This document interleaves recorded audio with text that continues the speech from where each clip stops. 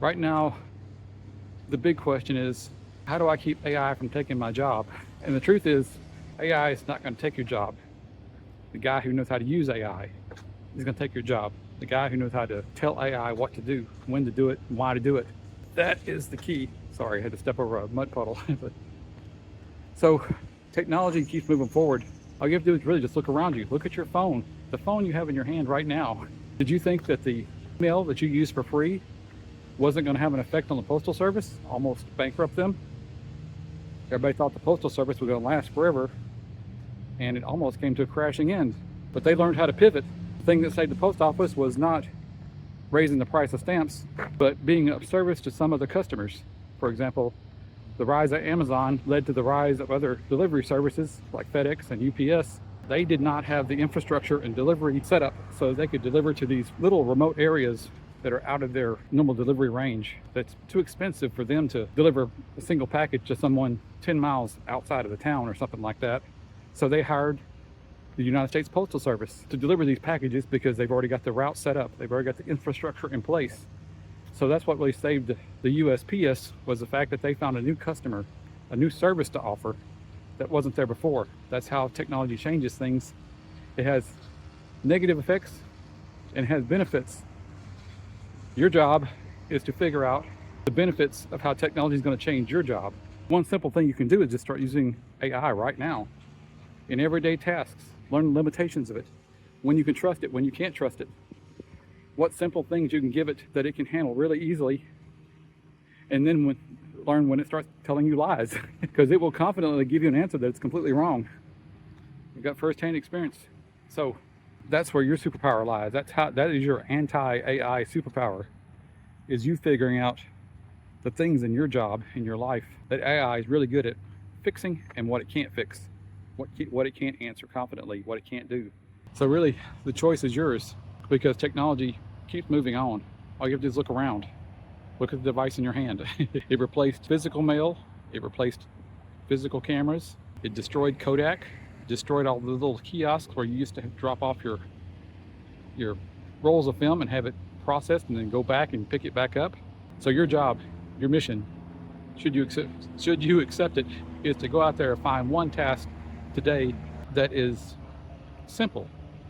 Something as simple as scanning your email for a newsletter that you read every week. Have it curate that newsletter for you. Pick out the stories that are important to you. Teach it which ones are important to you, so you don't have to check that whole newsletter every day. It just generates you a report of the stories that you want to read, and then you can go back and read them. Then eventually you can teach it to actually go out there and get the story itself and present it to you without you having to go out there and get the story yourself. That's how I did it.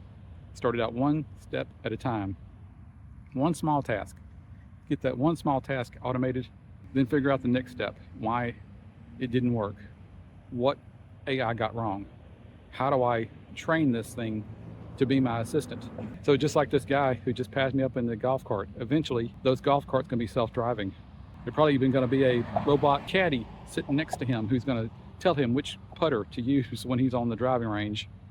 That'll hand him the putter, clean the balls, do all those tasks that you can't afford to have somebody do right now because it takes a human to do those things. But with the introduction of Elon Musk's robotics, AI, and automation, that's all changing right now.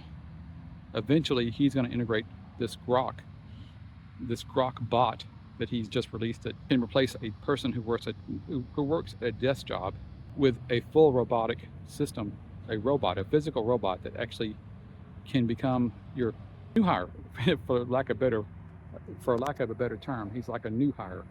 You'll train him for roughly 6 months or a year to do basic tasks. Then when you're confident he knows what he's doing, you can turn him loose to do certain things, and then you keep teaching him more and more and more. It reminds me a whole lot of that movie called I, Robot. And I'm thinking more and more that the I, Robot movie starring Will Smith was not just a science fiction movie.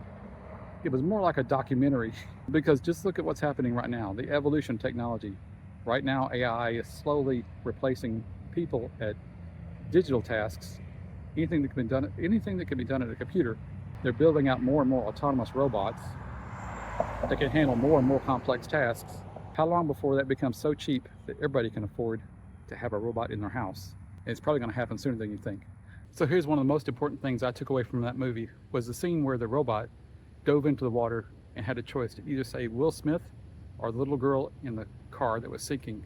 And the robot calculated that it was more probable that Will Smith would have been the one to save, and so he saved him instead of the little girl. That is where the human in the middle makes that kind of judgment call. That's the thing that AI doesn't understand, probably can never replace, is that judgment call. I don't remember what the percentage was, but Will Smith in the movie said that 3% or that 5% robot calculated that determined whether it was going to save Will Smith or save the little girl. Will Smith was like, that 3% was for the human to judge, not for the robot. That was his big issue with robots, is they could not take into account the human factor. That's where you come in. That's where your judgment, your skill, your knowledge. That's why you need to be the man. That's why you need to be the man in the middle who makes those calls. Let the robots do all the heavy lifting.